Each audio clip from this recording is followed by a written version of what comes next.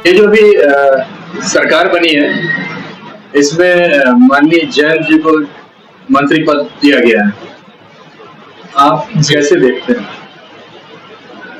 ये उसके काबिल थे और उस काबिलियत के नाते माननीय जयंत चौधरी जी को ये पद मिला है।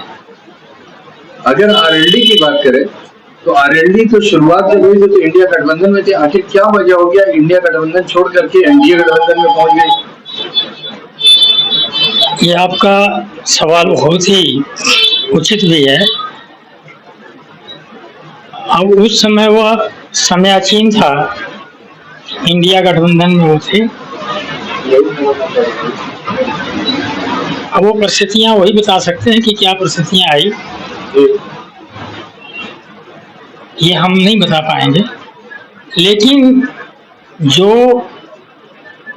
एनडीए ने हम लोगों की पुरानी मांग थी कि चौधरी चरण सिंह जी किसानों के मसीहा और भारत के ऐसे 5वें प्रधानमंत्री जो लाल किले पर झंडा नहीं फहराए थे, लेकिन किसानों के लिए, कामगारों के लिए, नौजवानों के लिए, महिलाओं के लिए जितना उन्होंने काम किया और जितना अध्यादेश चलाया वो अवर्णनीय लेखनी था।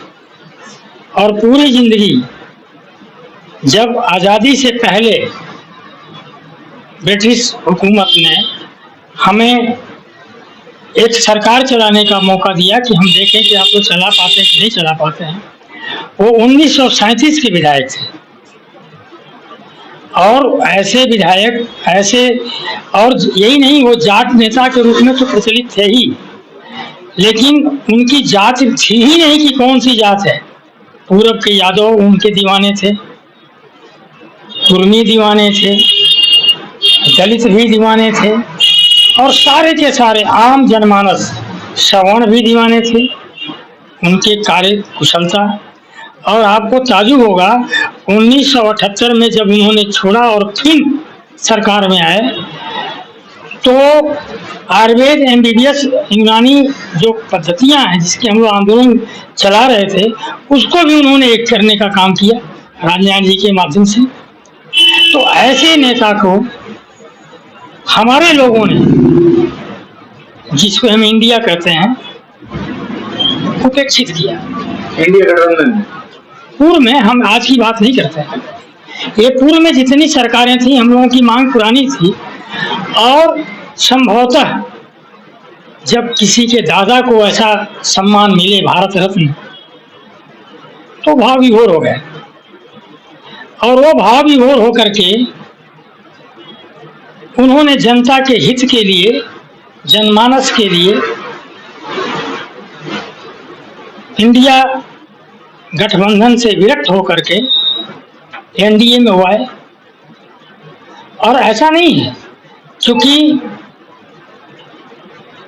उनका सपना था इंडिया गठबंधन बनाने का, उनका सपना था कि चौधरी चरण सिंह को भारत रत्न मिले, और पार्टी का भी था। हम लोगों ने भी बहुत आंदोलन चलाया, मैं तो 13 साल से उसमें जाकर के चला रहा हूँ। मैं जब एनडीए में ये लोग गए हैं तो आपकी पार्टी के बहुत से लोग नाराज भी हुए? नहीं, कुछ लोग, वो मतैक हो सकता है ना, ये तमाम पार्टियां हैं, तमाम लोग हैं, किन्हीं ना किन्हीं वस्तुओं से कुछ कह सकते हैं, लेकिन ऐसा नहीं है। आज हमारे सारे साथी साथ में हैं।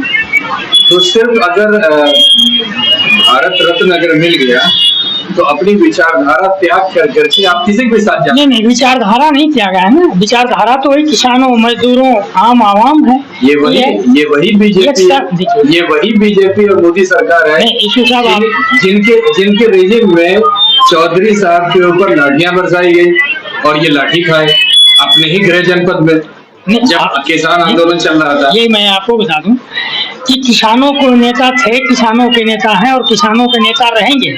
और किसान हित में कोई भी उनको कुर्बानियां देनी पड़े, किसान हित में कोई कुर्बानियां देना पड़े तो दे सकते हैं, वो किसानों के लिए ही। जब टिकैत जी को 12 बजे रात में जरूरत पड़ी तो चौधरी अजीत सिंह जो हम लोगों के अभिभावक रहे, उन्होंने कहा मैं आ रहा हूँ, और जैन जी लगे रहे। आज भी वो गए हैं। देखिए, किसी भी उद्देश्य को पाने के लिए संसाधन की आवश्यकता होती है। मतलब अपना उद्देश्य पूरा करने के लिए हम किसी से भी हाथ मिला सकते हैं। हम आम आवाम की बात कर रहा हूँ, अपने हित की बात नहीं कर रहा हूँ। ये अपने हित की बात नहीं है, ये किसानों की हित की बात है, ये बेरोजगार नौजवानों की हित की बात है। पूर्वांचल में जो पलायन बढ़ा है, इसको रोकने की बात है। हमको उन महिलाओं के साथ जो अत्याचार हुआ है, जो किसानों के साथ अत्याचार हुआ है, उनको समायोजन करके समन्वयक के रूप में काम करने की इच्छा है, और हम इस सरकार के माध्यम से काम करा लेंगे तो हमारी सफलता है। चलिए, ये सरकार कितने दिन चलेगी? ये सरकार तो मजबूत है, चलने की बात है तो अटकलबाजियां हैं कि ये सरकार नहीं चलेंगी, तमाम है। आपको बता दें, आपके घटक दल है एनडीए के, टीडीपी ने कहा है कि मुझे लोकसभा स्पीकर के नीचे कोई पद स्वीकार नहीं है और वो उस पर अड़िग है। शिवसेना ने कहा है मुझको कैबिनेट मिनिस्टर के नीचे कोई पद स्वीकार नहीं है। एकनाथ शिंदे साहब की बात कर रहे हैं, शिवसेना एकनाथ शिंदे, न कि उद्धव ठाकरे जी की बात कर रहे हैं। अजीत पवार साहब ने आज स्टेटमेंट दिया है कि कैबिनेट के नीचे कोई पद स्वीकार नहीं है, हम देख रहे हैं, हम जल्दी निर्णय लेंगे। देखिए, गठबंधन तो क्या माना जाए, ये सरकार कितने दिन चलेगी? अभी तक तो 272 का मैजिकल फिगर सिर्फ बीजेपी के पास होता था, तो जैसे चाहती थी वो चलाती थी। नहीं, अल्पमत की जो सरकारें होती हैं वो भी मजबूत हैं। ये पीवी नरसिम्हा राव ने भी चलाया है, अटल जी खुद चलाए हैं। ये इंडिया गठबंधन जो है, एनडीए गठबंधन, लेकिन जिसकी भी आप बात कर रहे हैं, चाहे पीवी नरसिम्हा राव साहब की बात कर रहे हैं या अटल बिहारी वाजपेयी, उन्होंने 10 साल डिक्टेटरशिप नहीं चलाई। 10 साल आप ही के इंडिया गठबंधन ही के लोग, अपोजिशन ही के लोग बोल रहे थे कि डिक्टेटर है। देखिए, व्यक्ति विशेष की जब बाहर कोई रहता है तो बात आलोचना करता है, और जब नजदीक आता है तो उसकी अच्छाइयाँ और बुराइयां का पता चल जाता है कि कितने है। हम आपकी बात नहीं कर रहे हैं, मतलब आम धारणा थी कि ये डिक्टेटर है, तो आज वो कैसे जो है चलेगा कोलिशन? अल्पमत, जबकि बीजेपी ने क्लियर कट बोल दिया है, होम मेरे पास होगा, फाइनेंस मेरे पास होगा, रक्षा मेरे पास होगा, हम ये सब चीजों पे कॉम्प्रोमाइज नहीं करेंगे। स्पीकर हमारे पास होगा, और घटक दल बोल रही कि मेरे पास है, तो अच्छा, आप लंबी चलती हुई नजर आती नहीं, अगर यह सोच है कि डिक्टेटरशिप रहा है, तो अगर इस जो गठबंधन की जो सरकारें होती हैं उसमें डिक्टेटरशिप नहीं चला है, वो कतई नहीं चलेगा। अब तो समन्वयक भाव से चलिए इसकी प्रशंसा होती। चलिए, आप एनडीए के घटक दल रहे हैं, बड़ा पुरजोर नारा था, अब की बार 400 पार, और हम एक स्टेटमेंट आपको याद दिलाते हैं मथुरा का, जिसमें चौधरी साहब गए थे और उन्होंने बोला कि 15 साल पहले हमारी हेमा मालिनी जी से हुई थी, हम लोग अलग अलग लग रहे थे, अब साथ में चल रहे हैं। इतना बड़ा चेंज ऑफ माइंड कहाँ से? नहीं, चेंज ऑफ माइंड की बात नहीं कि मथुरा से वो खुद लड़े थे, और वो विधायक भी रहे हैं, सांसद भी रहे हैं। वो ये स्थिति है कि जब वो साथी हमारे हो गए, जब हम उनके साथ हो गए, हमारे साथ कोई आ गया, तो एक समवाय संबंध है, एक आत्मीयता के नाते उन्होंने ये बात कही। तो मतलब जो बीजेपी के पास जो कहा जाता है, अपोजिशन कहती है कि वॉशिंग मशीन है, वो वॉशिंग मशीन कहीं ना कहीं बड़ी नहीं तो छोटी जो है आरएलडी के पास भी है। नहीं, ये हमारे कहने का असर नहीं। हमारे यहाँ ये सवाल ही नहीं था कि कभी ईडी, कभी सीडी, कभी कोई भी तरह का जैन जैसे व्यक्ति के पर वह कोई लांछन लगा सकता है। वह सदैव से ईमानदार और कुशल नेतृत्व वाले व्यक्ति रहे हैं। हम ईमानदारी पे शक नहीं कर रहे हैं, हमारा तो जब हम भ्रष्ट नहीं है तो भ्रष्टाचार का आरोप लग ही नहीं सकता है। सवाल यहाँ है कि सवाल मैं 1 मिनट में बता दूं कि जहाँ इंडिया गठबंधन को छोड़ करके एनडीए में आने का किसी और से नहीं है।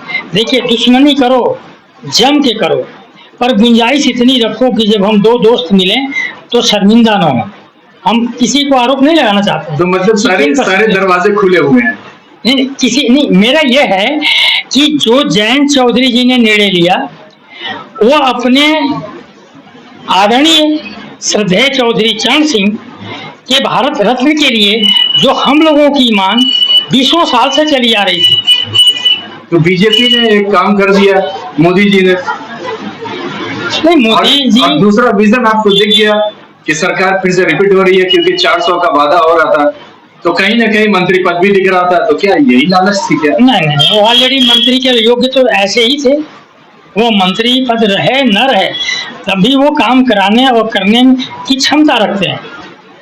या एक इतने अच्छे नौजवान, कार्यकुशल, कर्तव्यनिष्ठ व्यक्ति का कोई तुलना ही नहीं किसी से किया जा सकता। वो अपने आप में एक यूनिक।